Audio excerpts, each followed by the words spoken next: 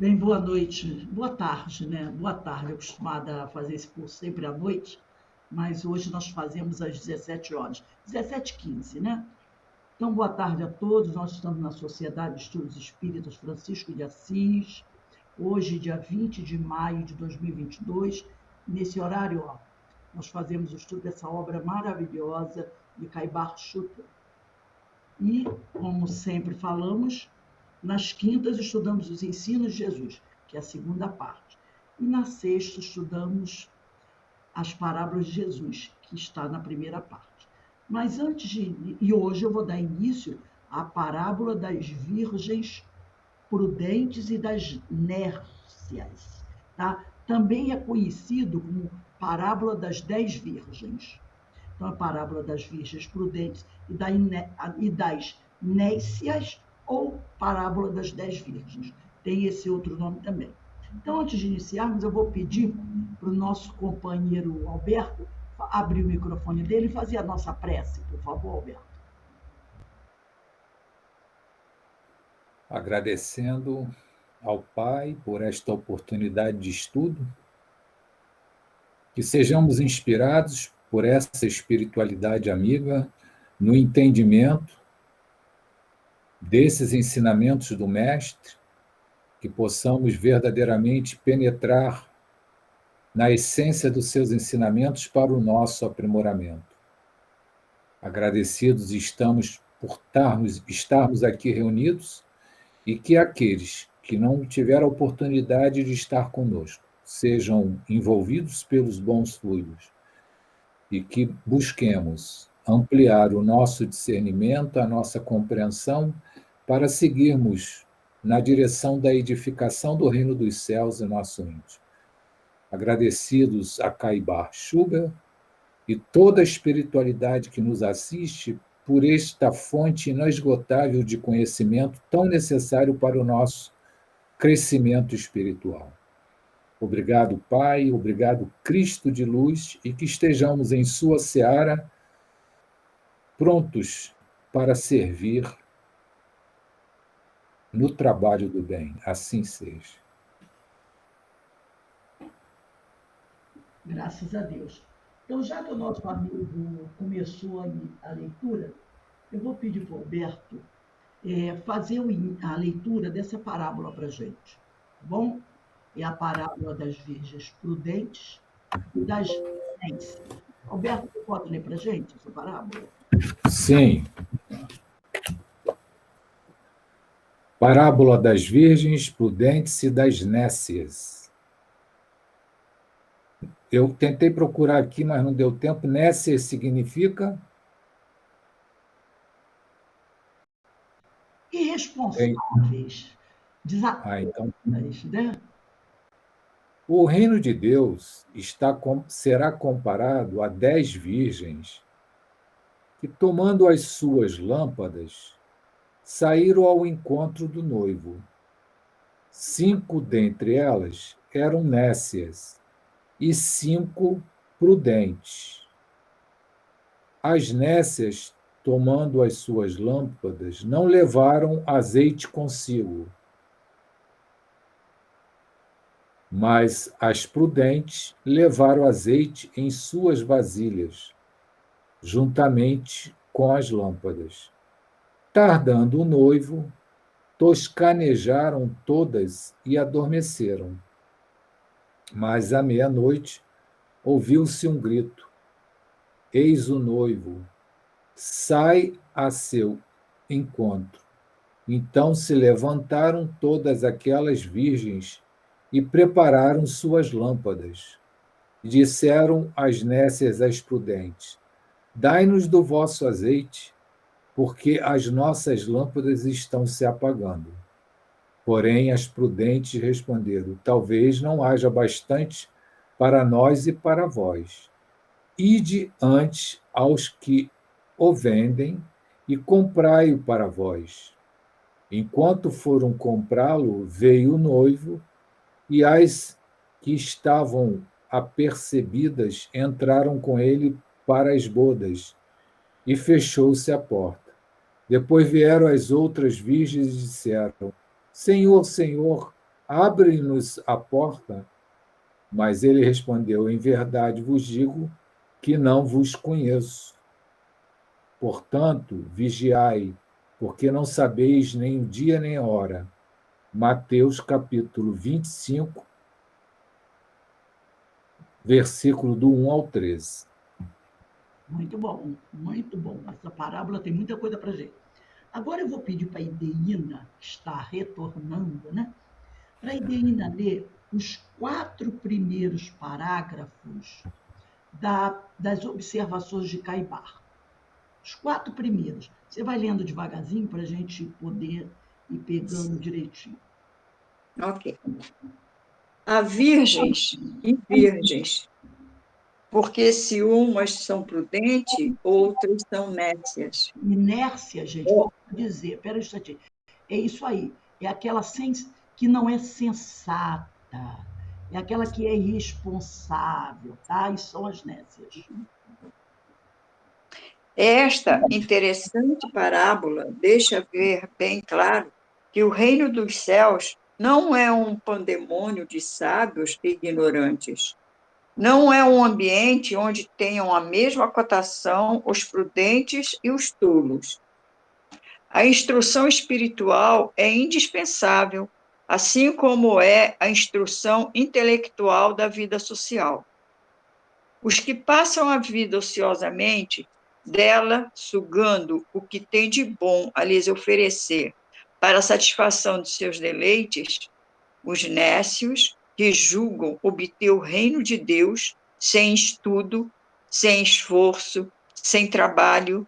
Finalmente, aqueles que não fazem provisão de conhecimentos que lhes aumenta a fé, estão sujeitos a verem apagadas as suas candeias e a perderem a entrada às bodas quando se virem forçados, de um momento para o outro, a fazer aquisição de óleo, que representa os conhecimentos que fazem combustão em nossas almas, acendendo em nosso coração a lâmpada sagrada da fé.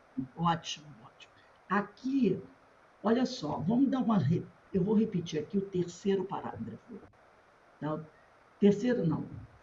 Terceiro parágrafo. A instrução espiritual é indispensável, assim como é a instrução intelectual na vida social. Então, o Caibar aqui já chama atenção para isso. A instrução espiritual é indispensável, assim como é a instrução intelectual na vida social. E depois ele diz: os que passam a vida ociosamente, dela sugando o que tem de bom a lhes oferecer para a satisfação de seus deleites, os nécios. Esses são os nécios. E aí eu pergunto, ainda existem muitos nécios? Não é? Ainda existem. Caramba, muitos, muitos. Né? Então, aqui, ó, os que passam a vida ociosamente, dela, e ele usa uma palavra aqui, sugando. Quem é que normalmente suga energia, sangue? Não lembra um pouco do vampiro? O vampiro sugando, lembra dessa imagem da literatura, né? Então lembra um pouco do vampiro, porque o vampiro é aquele que tira e não dá nada, não é verdade? Rouba a energia do outro e não dá nada. Então, isso aqui, ó, os que passam a vida ociosamente, quer dizer, sugando da vida o que tem de bom a lhes oferecer para a satisfação de seus deleites, os nécios. Poderíamos dizer, os imprudentes, não é? E os irresponsáveis, que julgam obter o reino de Deus sem estudo. Olha como ele colocou a palavra o estudo em primeiro lugar. Sem estudo, sem esforço, sem trabalho, né? Finalmente, aqueles que não fazem provisão de conhecimentos, que não amealharam conhecimentos para que esses conhecimentos o ajudem a detectar o que é bom e o que é mal. Lembra? Porque o conhecimento nos dá essa condição. Quem não tem o conhecimento terá dificuldade de discernir entre o bem e o mal. E aí ele continua aqui. Que lhes aumente a fé. Estão sujeitos a verem apagadas suas candeias. Candeia serve para iluminar, é uma lamparina. E a perderem a entrada às bodas, quando se virem forçados, de um momento para outro, a fazer aquisição de óleo. E a gente vai ver o que é isso. Que representa óleo, ele já disse, né? O óleo representa o quê? Os conhecimentos. Se eu tenho que manter a minha candeia, a minha lamparina acesa, ela precisa de quê? Para ficar acesa? Combustível. O que é o combustível? É o óleo. O que é o óleo? É o conhecimento. Se eu não tenho conhecimento, não tem iluminação. A candeia fica apagadinha. Candeia apagada, você fica nas sombras. Percebeu? Fica nas sombras. E aí ele diz,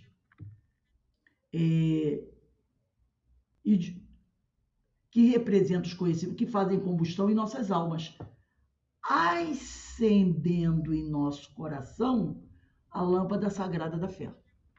Então ele já fala aí. Os nécios são aqueles que estão só, vem a nós, mas ao vosso reino nada. E são imprudentes, não amealham uma reserva para os dias difíceis, os momentos difíceis. Ele vai colocar tudo isso. Eu vou partilhar aqui o ecrã para a gente poder ir analisando um pouco mais o que ele vai trazer para a gente aqui. Vamos lá. Tá aí. Deixa eu puxar aqui. As 10 virgens simbolizam toda a humanidade. Se o som ficar ruim, vocês avisem, tá, gente? As 10 virgens simbolizam toda a humanidade. As virgens prudentes representam as pessoas que estão buscando desenvolver o reino de Deus em si mesmas, tá? Então, aí, as virgens prudentes representam as pessoas que estão buscando desenvolver o reino de Deus em si mesma, pelo autoconhecimento e pelo conhecimento da verdade universal, espiritualizando-se e transformando-se em pessoas melhores. E ele diz aqui no 3º parágrafo das Reflexões de Caibar, a instrução espiritual é indispensável, assim como é a instrução intelectual. Então tá aí. Buscando desenvolver o reino de Deus em si mesma pelo autoconhecimento e pelo conhecimento da verdade universal, espiritualizando-se. Então elas estão adquirindo a instrução espiritual e transformando-se em pessoas melhores. As virgens loucas, que também são assim chamadas as nécias, também são chamadas de as virgens loucas, são aquelas que vivem uma vida materialista e hedonista. O que é hedonista? É a filosofia que defende a busca por prazer com finalidade de vida. É isso que ele falou, é esses que vivem ociosamente, sugando o que a vida tem de bom para lhes oferecer e não entregam nada. São os hedonistas, né? Totalmente distanciada das questões espirituais.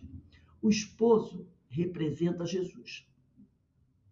As lâmpadas, que representam as virtudes essenciais, naquela época as lâmpadas eram acesas com azeite. Era o combustível, né? E essas lâmpadas representam as virtudes essenciais. As loucas levaram as lâmpadas sem azeite, sem combustível. Qual o significado do azeite?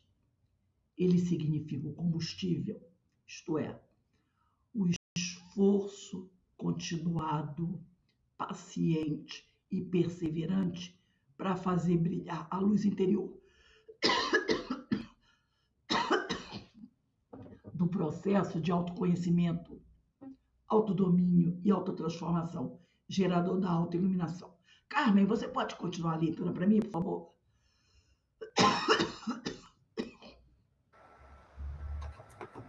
Poucas pessoas se ocupam com o proceder das virgens prudentes.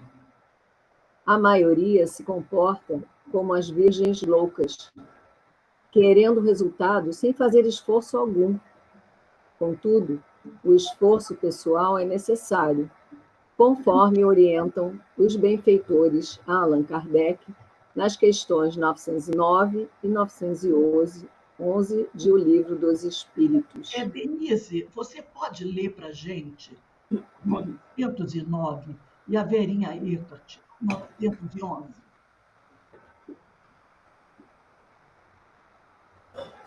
A 909 está na parte terceira, capítulo 12 da perfeição moral.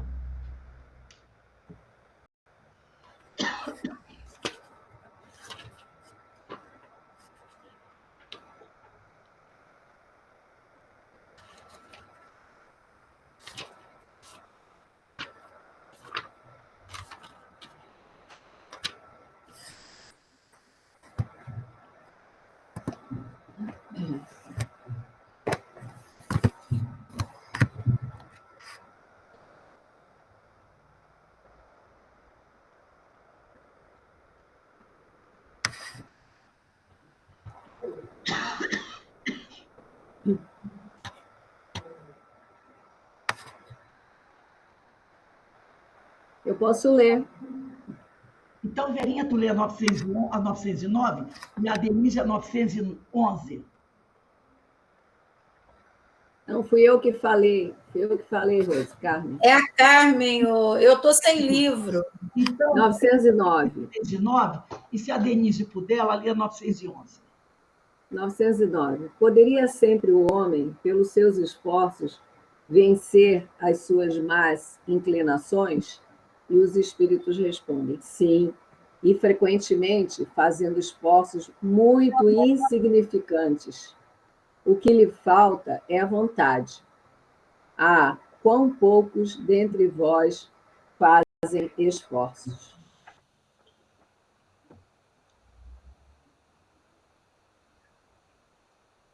A Denise pode ler a 911? Eu acho que ela não está aí, não. Tá, não? Então, lê você. Sim, só um instante, porque eu tenho que fechar um livro, estou no Kindle, aí eu tenho que fechar um livro e abrir outro, tá? Só um instantinho. Ah, tá.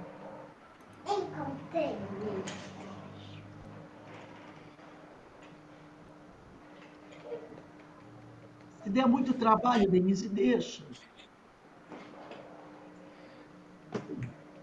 911. Não haverá paixões tão vivas e irresistíveis que a vontade seja impotente para dominá-las. Há muitas pessoas que dizem, quero, mas a vontade só lhes está nos lábios. Querem, porém muito satisfeitas ficam que não seja como querem. Quando o homem crê que não pode vencer as suas paixões... Peraí, só um instantinho. Quando o homem crê que não pode vencer as suas paixões, é que seu espírito se compraz nelas, em consequência da sua inferioridade. Compreende a sua natureza espiritual, aquele que as procura reprimir.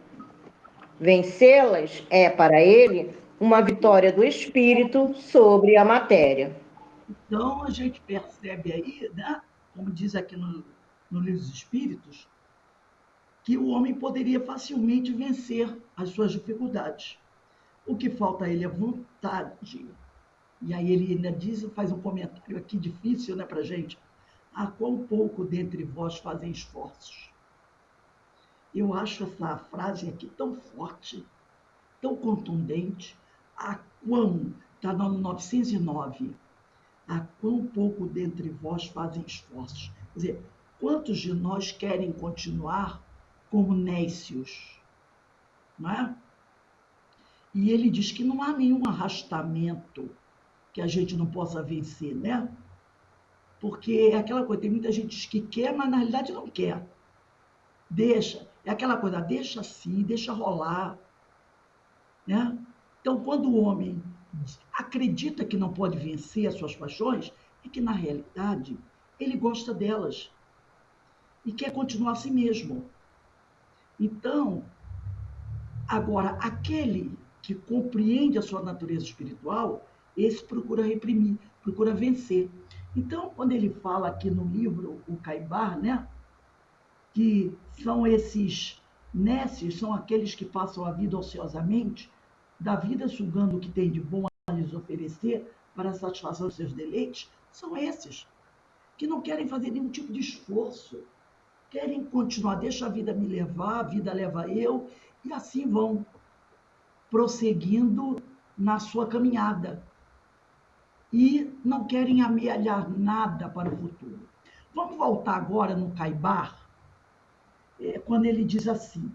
Aí eu vou pedir, Ideína, você. Ideína não, Carmen, você pode continuar a leitura para a gente, do livro do Caibar? Lê aí mais uns 2 parágrafos. A fé sem, é aqui que parou, né? A fé sem conhecimento pode ser comparada a uma candeia mal provida que à meia-noite não dá mais luz. Assim é a fé dogmática, misteriosa, abstrata. Na ocasião das provações, das dores, dos sofrimentos, nessa metade da noite, por que todos passam, essa fé é semelhante ao morrão que fumega da torcida que já sugou a última gota de óleo. Olha, esse morrão, na realidade, é a extremidade queimada do pavio. Quando você tem uma lamparina, a ponta de cima é a ponta que fica acesa, tá? É a ponta que fica queimada. Então, é o que ele diz aqui. Essa fé é semelhante ao morrão, é a extremidade queimada do pavio, que fumega. Quando você apaga a vela, a pontinha não fica fumegando? Isso que é o morrão.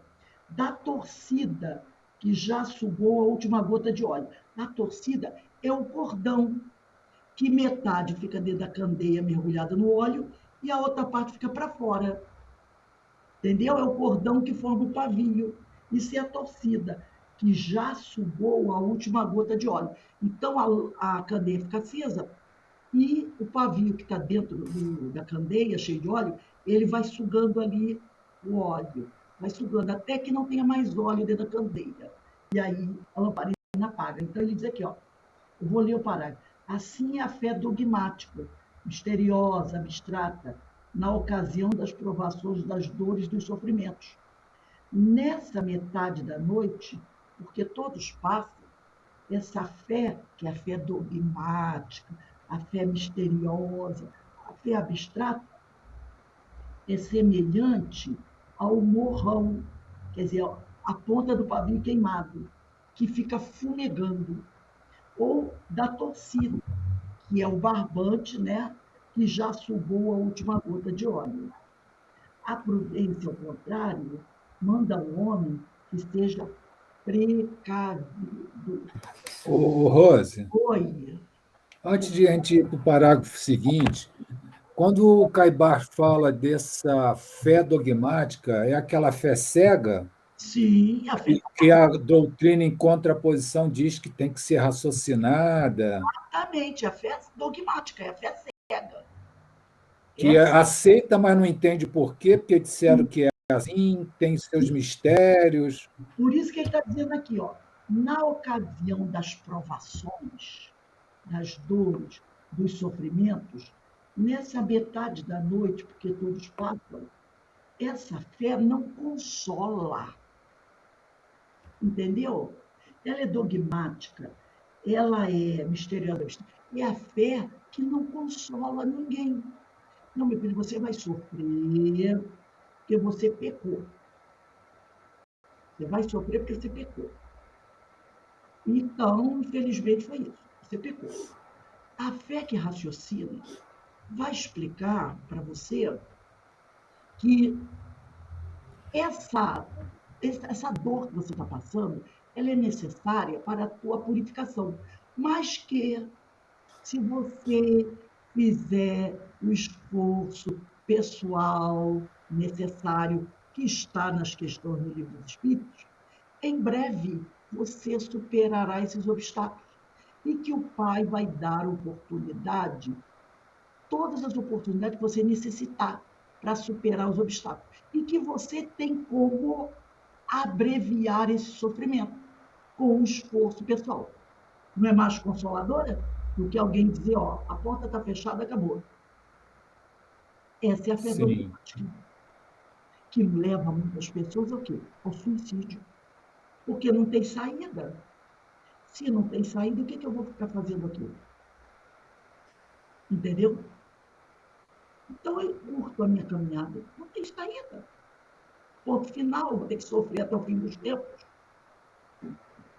Não me dá saída.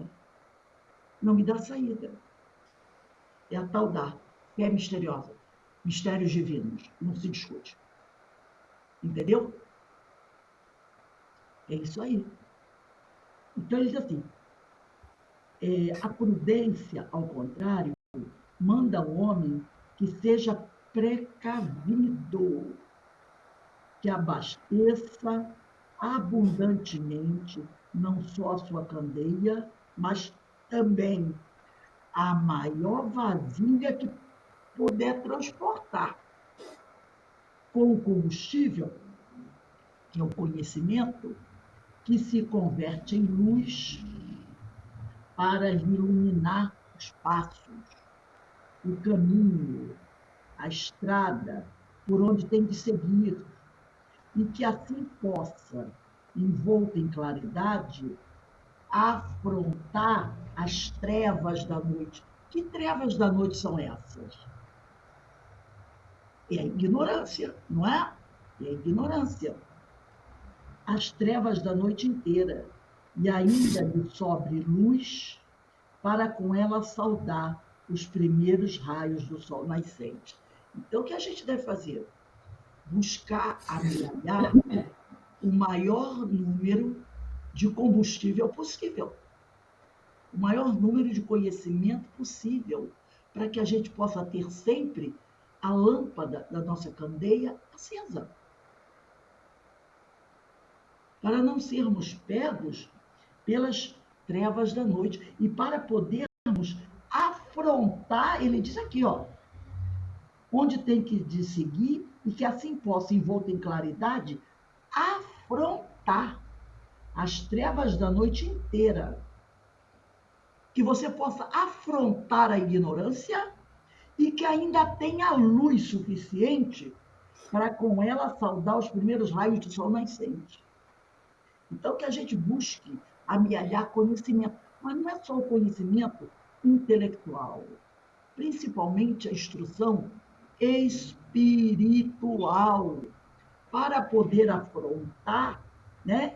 Afrontar, enfrentar as trevas da noite inteira, que é a ignorância, que graça no nosso meio ainda, levando muitas pessoas a cometerem ações que só acabam trazendo para elas o desespero.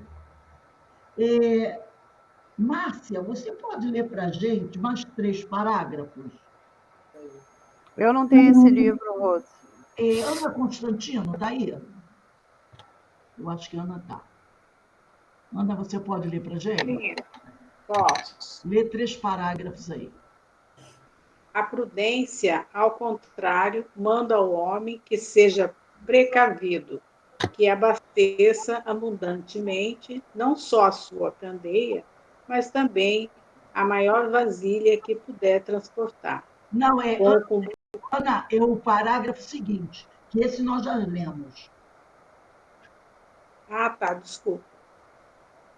A prudência manda ao homem que estude, pesquise, examine, raciocine e compreenda. Olha aí, As estude, virgens, pesquise, examine, raciocine e compreenda. A prudência. as virgens, tanto as da primeira condição como as da segunda, representam a incorruptibilidade, representam todos aqueles que se conservam isentos da corrupção do mundo. Mas não é bastante resguardar-se da corrupção para se aproximar do grande modelo, Jesus, o Cristo. Assim como sem a candeia bem abastecida de combustível, as virgens Né? nécias não puderam ir ao encontro do noivo e entrar com ele nas bodas. Assim também, sem uma luz que bem esclareça, é ainda de uma provisão de combustível que faça luz, ninguém pode ir ao encontro do Cristo e penetrar nos umbrais da aliança espiritual, para tomar parte nas bodas, contando os hosanas ao santo nome de Deus. Então, olha o que ele diz aqui. Sem uma luz que bem esclareça. Luz que bem esclareça é o conhecimento. E ainda uma provisão de combustível, que é o azeite, que representa o esforço continuado, que faça luz. Ninguém pode ir ao encontro do Cristo e penetrar nos umbrais da aliança espiritual para tomar parte nas bodas, cantando hosanas ao santo nome de Deus. Então, todos os estudos que a gente fala sobre esse conhecimento. Nós estudamos a obra Obsessão e Desobsessão da Sueli Caldas Schubert, né? E uma daquelas mensagens, eu acho que foi a do Manuel Flamengo Miranda, ele fala também sobre estudo, necessidade do estudo. E aqui ele vai falar assim, a necessidade significa ignorância, contrassenso, falta de inteligência, tá? Então, a palavra necessidade representa isso, ignorância, contrassenso, falta de inteligência. A necessidade é um entrave que paralisa o espírito, arrojando depois na mais densa escuridão. Ignorância provoca isso.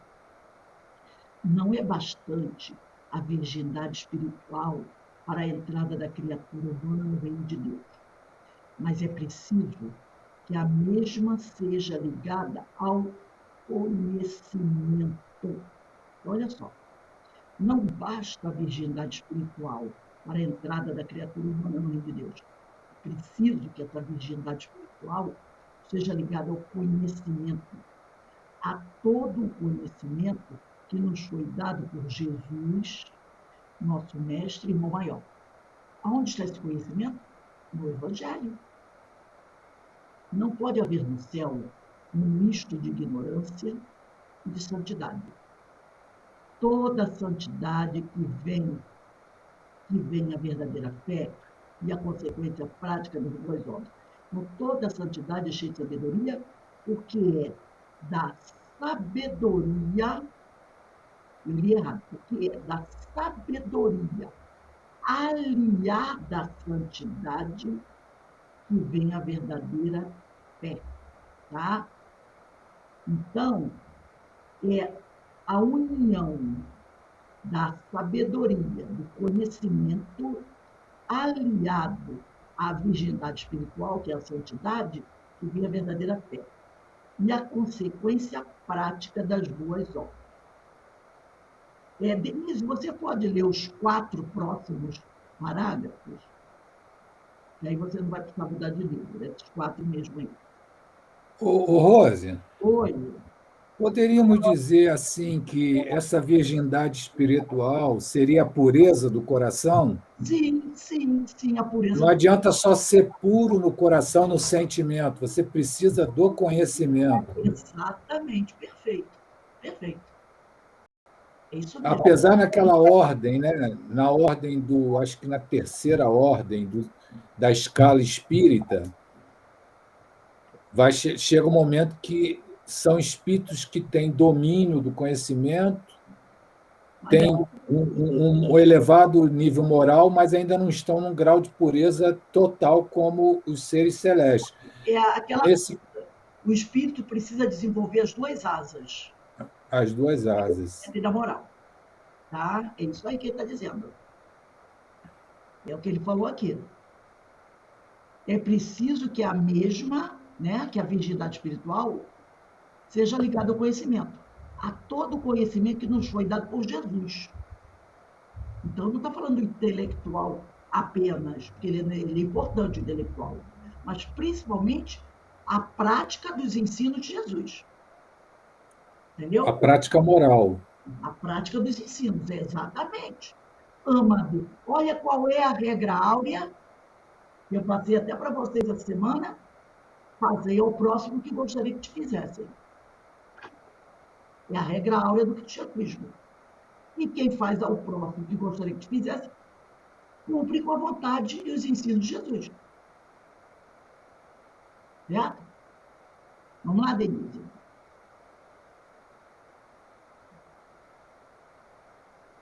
Dá para a Denise ler? Eu pedi a Denise porque... Oi, estou trocando aqui. eu pensei que não precisava trocar.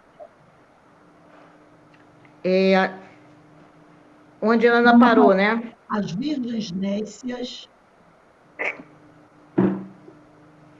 As virgens nécias, por não terem azeite, não encontraram e nem puderam receber o noivo, assim como não tomaram parte nas bodas, porque as suas lâmpadas se apagaram à chegada do noivo. Um minutinho. Quando ele fala de virgens nécias, por não terem azeite, quer dizer, por não se esforçarem. Por isso que elas não têm azeite, elas não se esforçam.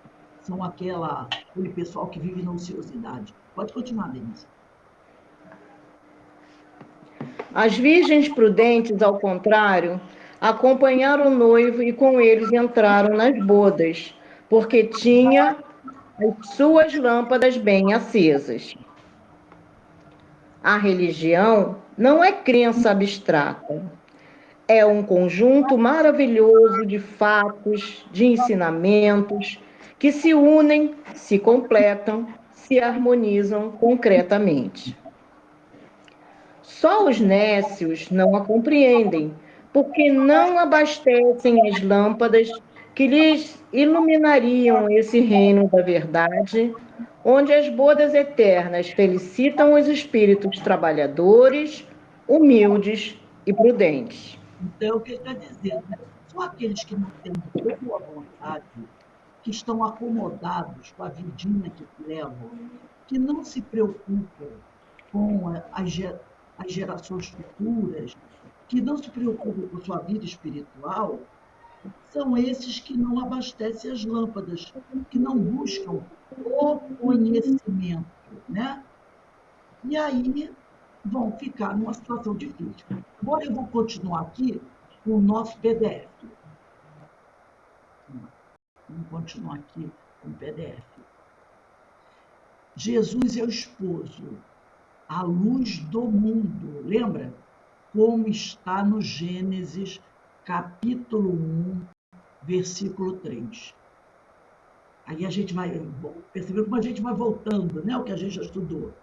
Jesus é o esposo, a luz do mundo, como está no Gênesis. Deus disse, haja luz, e houve luz.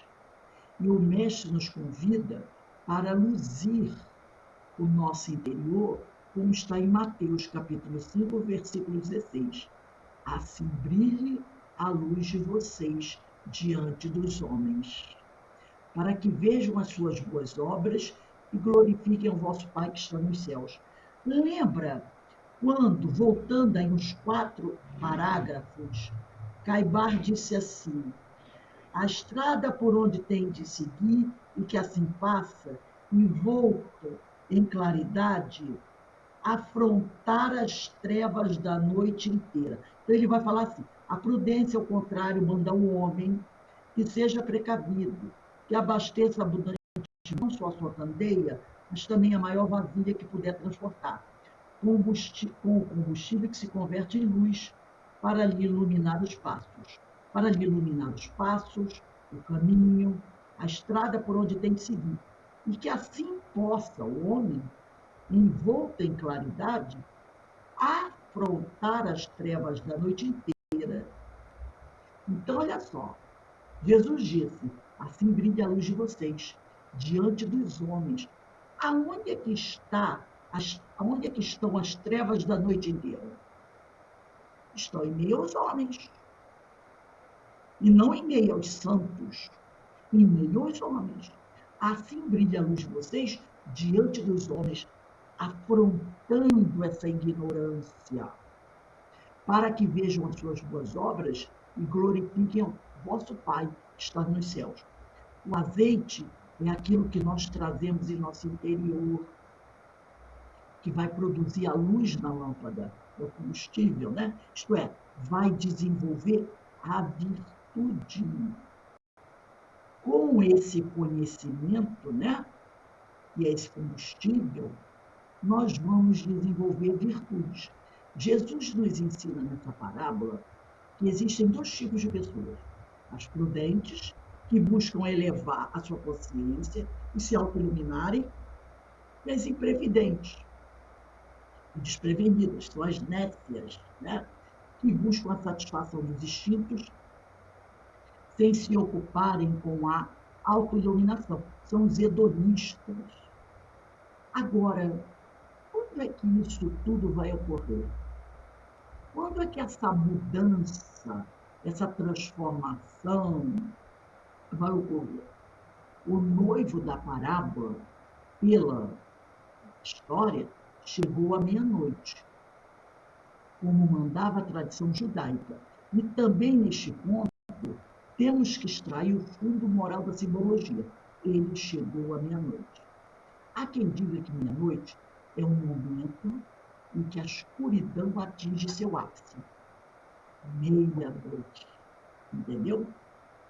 E, simbolicamente, podemos entender isso como sendo dias difíceis, sombrios, como muitos dos que já vivemos ao longo da história. Então, a meia-noite é o ápice da escuridão.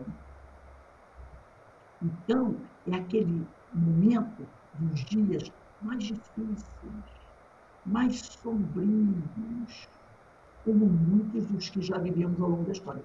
Inclusive, quando Jesus nasceu. Tá? Inclusive, quando Jesus nasceu, em que as trevas pareciam dominar a humanidade.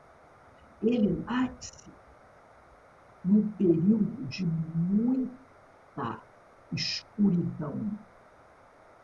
Será que foi à toa que ele nasceu nesse período em que as trevas pareciam dominar a humanidade? Então veio aquele que trazia assim, como o amanhecer de um novo dia, uma nova luz, o renovar das esperanças e o ânimo dos aflitos. Vamos pensar o seguinte: como é que vivia aquela população, à época de Jesus, sofrendo a opressão do dominador, que era o Império Romano? Qualquer manifestação contrária às ordens, ao mando, ao poder romano, era esmagada da forma mais cruel que existia. Se numa aldeia houvesse uma pequena rebelião, vamos dizer que uma aldeia de 500 pessoas, um grupo de 3 ou 4 resolvesse formar uma rebelião para protestar contra os impostos. Uma meia dúzia de 3 ou 4. A ordem que vinha de Roma era o seguinte: não era pegar os 5 ou 6 para dar exemplo e deixar os outros, o resto da população. Não, a ordem era esmaga, esmaga. Então, toda aquela aldeia era assassinada, torturada, e os que sobreviviam eram levados como escravos e saíam pelo mundo afora como escravos. Eles não tinham essa piedade, não, vamos olhar, vamos capturar os culpados e aliviar. Não, era assim, era chegar e esmagar totalmente. Às vezes até, se essa população dessa aldeia tinha terras onde plantavam, eles destruíam a lavoura e salgavam a terra, para que, se alguém sobrevivesse, não pudesse nem plantar ali, eles salgavam a terra. Essa era a reação do opressor. Então, esse período era um período de muita dor, de muita sombra, de muita escuridão. E Jesus vem como a luz para renovar as esperanças e o ânimo dos aflitos. Inclusive, Paulo, nós estamos estudando a epístola aos Colossenses, né? Não, desculpe, a epístola. Ai, meu Deus, esqueci o nome da epístola agora que a gente está estudando. Ele vem falar sobre a questão da escravidão. É dos Colossenses mesmo. Epístola aos Colossenses, povo de Colossos. Epístola aos Colossenses. Ele vem falar dos escravos. E critica muito Paulo por isso. Mas o que ele poderia falar para os escravos daquela época? Ele podia dizer: olha, gente, vamos fazer o seguinte, vamos fazer rebeliões para enfrentar o opressor. Várias rebeliões de escravos aconteceram. Quem conhece a história de Ben-Hur sabe que foi uma delas. Na rebelião de Ben-Hur, que acontece uns 200 ou 300 anos antes de Jesus, mais de 5.000 escravos foram mortos. Inclusive ele, Ben-Hur, que foram crucificados ao longo da estrada. Ao longo da estrada. Para mostrar aos outros escravos que não tentassem fazer a mesma coisa. Então, toda vez que tinha uma rebelião de escravos, havia uma reação violenta. Então, Paulo, o que ele vai dizer para os escravos? Tenham bom ânimo, tenham esperança, um dia isso vai melhorar. É o que podia ser falado para os escravos. Não havia outra solução. Então, Jesus vem com essa nova luz, o renovar das esperanças, o ânimo dos aflitos. Agora, quanto à data exata, ou mesmo o ano em que a Terra subirá um degrau no estágio evolutivo, quando é que a Terra vai virar planeta de regeneração? É impossível saber. E para melhor explicar, é importante verificar o que disse Jesus em 2 momentos no sermão profético. O primeiro momento, ele disse no final da parábola da figueira. Está lá em Mateus, capítulo 24, versículos 35 a 36. Quando Jesus afirma que passarão o céu e a terra. Minhas palavras, porém, não passarão. A respeito daquele dia e da hora, ninguém sabe. Nem os anjos do céu, nem o Filho, mas só o Pai. Então, quando é que a Terra vai subir mais um degrau evolutivo? Jesus falou que as palavras dele não vão passar. Não passarão. A Terra vai acabar um dia, né? O planeta Terra onde vai acabar, pode até passar o céu, mas a mensagem que ele trouxe, essa não vai acabar.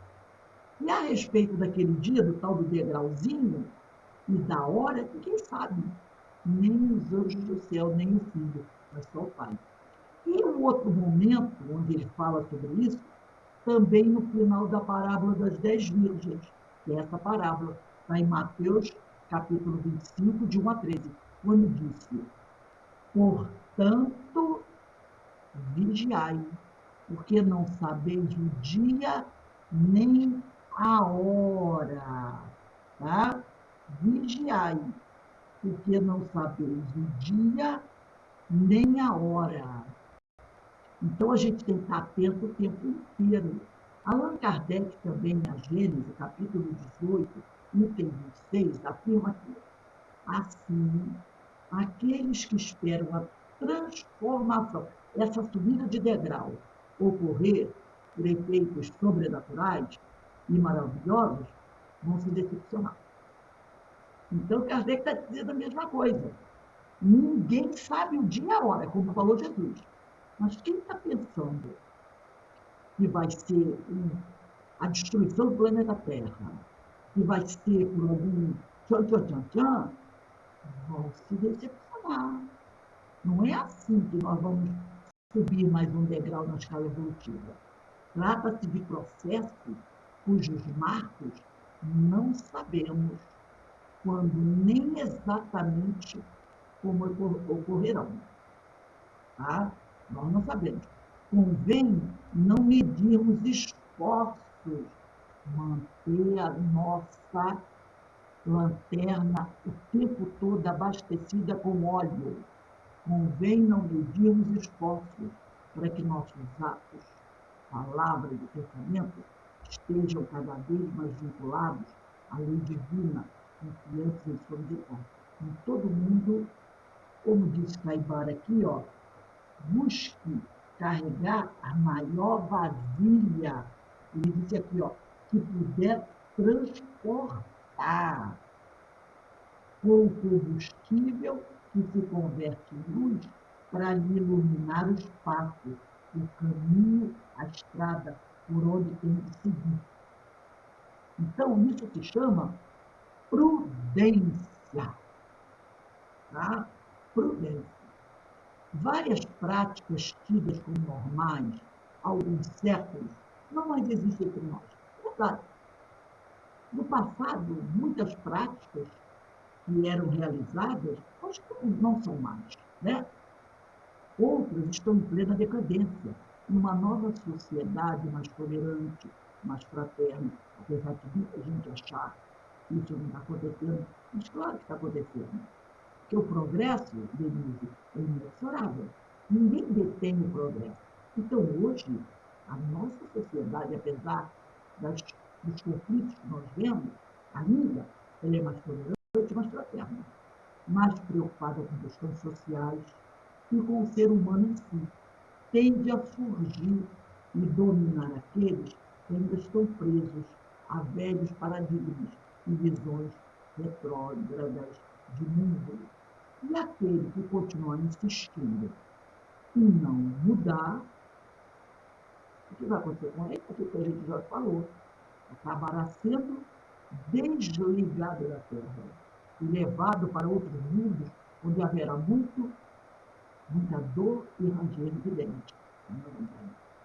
Esta transformação não será sem lutas, como afirmou Leon Denis na sua monumental obra Depois da Morte. Leon Denis diz que uma grande batalha se trava entre o passado que não quer morrer e o futuro que se esforça para nascer para a vida. Por que isso? Porque o homem velho ainda briga para se manter de pé. O homem velho representa o passado. Né? E o futuro, que é o homem novo, está se esforçando para nascer para a vida. Engana-se quem pensa que essa luta seja meramente externa. Os combates mais difíceis são travados no íntimo do homem, no nosso íntimo, em que o homem velho, como se referia a Paulo de Tarso, não quer ceder lugar ao homem novo. Olha aí, Alberto, a fé dogmática, misteriosa e abstrata, que ainda quer manter-se viva para poder não permitir que a fé raciocinada se desenvolva. Entendeu? Então, esse homem velho não quer ceder lugar ao homem novo. E atendendo aos impulsos do egoísmo e do orgulho, ficamos, muitas vezes, atados às velhas práticas e atos que nos impedem de caminhar de maneira mais firme e resoluta. Então, muitas vezes, a pessoa quer avançar, mas as velhas práticas, o homem velho fica puxando, não deixa as pessoas caminharem, né? E ele diz aqui, nos impedem de caminhar de maneira mais firme e resoluta, como nos advertiu Paulo na Epístola aos Colossenses, que nós estamos estudando, capítulo 3, versículos 8 a 10. E Paulo diz assim, mas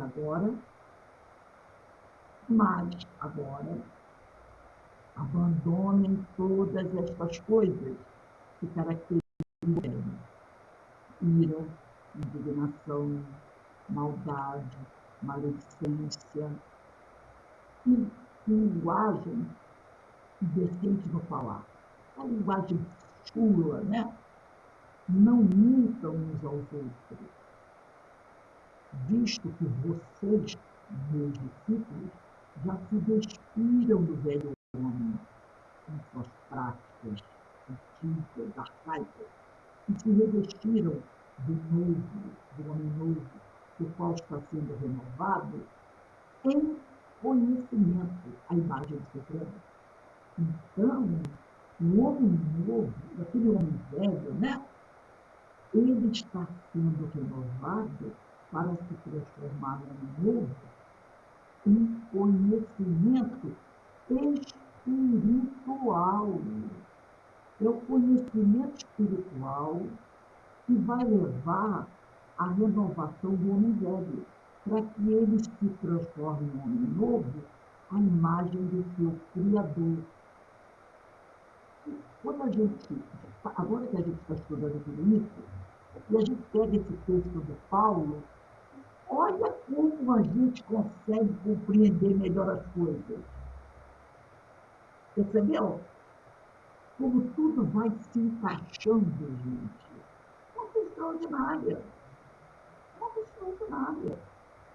Tudo vai se encaixando. Então a gente percebe que o Evangelho só traz a verdade. Não traz mentira. Como nos mundos celestes há espaço para todos. Vale destacar que Jesus, no início da parábola das 10 virgens, compara o reino dos céus com as 10, e não apenas com 5 delas. Quer dizer, no final, ele compara o reino dos céus com as 10, porque eram 5 prudentes e 5 nécias. Ele agora compara com as 10, e não apenas com 5 delas. Ou seja, todos, as prudentes e as nécias, chegaremos à condição de espírito puro. Porque aqui no texto está embaixo, diz assim, ó, na terceira linha da parábola, 5 dentre elas eram nécias e 5 prudentes. Agora Jesus compara as 10, mostrando que todos, as nécias se transformarão em prudentes. Chegaremos à condição de espírito puro, uns mais cedo, outros mais tarde. Isso não depende de ninguém, além de nós mesmos. Depende de nós. Deus, além de deixar em nossa consciência as suas leis, nos envia mensageiros, estudamos isso também, né? Para nos servir de fontes inspiradoras. Lembra? Maria, Simeão, João Batista, Francisco de Assis, Dr. Bezerra de Menezes, Allan Kardec, para nos servir de fontes inspiradoras, em que podemos nos espelhar em momentos de dificuldade e de indecisão. E dos momentos mais difíceis, perguntar nós mesmos, como esta alma generosa agiria se estivesse em nosso lugar? É isso a grande pergunta. No momento que eu estou difícil, eu falo, como é que o doutor Bezerra ia agir se estivesse em meu lugar? Como é que Francisco de Assis agiria se estivesse em meu lugar? É uma grande pergunta. No silêncio de nossa alma, surgirá uma resposta, que nos auxiliará a fazer melhores escolhas, facilitando assim o nosso caminho rumo à pureza espiritual. Para ampliar a luz própria, é imprescindível trabalhar melhor as potências da alma E segundo Leon Denis, no livro Depois da Morte, se resume em 3 palavras: as potências da alma: querer, saber e amar. Então, para nós ampliarmos a nossa luz própria, é imprescindível trabalhar as potências da alma. E, segundo Denis, se refere isso aí. Se resume nisso: querer, saber e amar.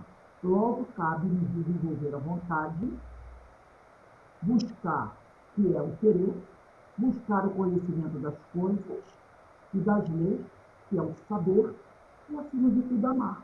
Pois sem o amor, a vontade, que é o querer, o saber, que a vontade, que é o querer, o saber, que é o buscar, ficaria incompleto. E muitas vezes espere. Então, o amor tem que estar à frente de tudo. Né? Então, a gente percebe como é maravilhoso esse estudo dessas parábolas. Olha o conhecimento que elas nos proporcionam. E se nós realmente buscarmos mergulhar nesses estudos, a gente vai conseguir tudo isso aí, gente. Tudo isso aí, o mais rápido possível. Alguém gostaria de falar alguma coisa sobre isso aí? Não, esse estudo é muito bonito, é bonito demais. Não é? Ele é bonito. É muito Bonito. positivo, não é? Então, a gente vai parar aqui, né? O parágrafo que nós falamos é esse: a necessidade e antítese da prudência. É aqui que nós vamos começar na semana que vem. A necessidade e antítese da prudência. Tá bom? Então, vamos dar uma paradinha aí, 20 minutos. E quem quiser estudar conosco, o estudo de hoje do nosso lar vai vir muito a calhar com o estudo da diversidade dos carismas, que a gente vai falar sobre essa consciência, inconsciência, subconsciente, vai bem e também vai pegar um pouquinho do estudo da semana que vem do Obsessão e Desobsessão. Como diz o outro, está tudo amarradinho, né? Então vamos dar uma paradinha agora, né? Eu vou pedir para a nossa irmã Ideína fazer a nossa prece de encerramento. Ideína, por favor.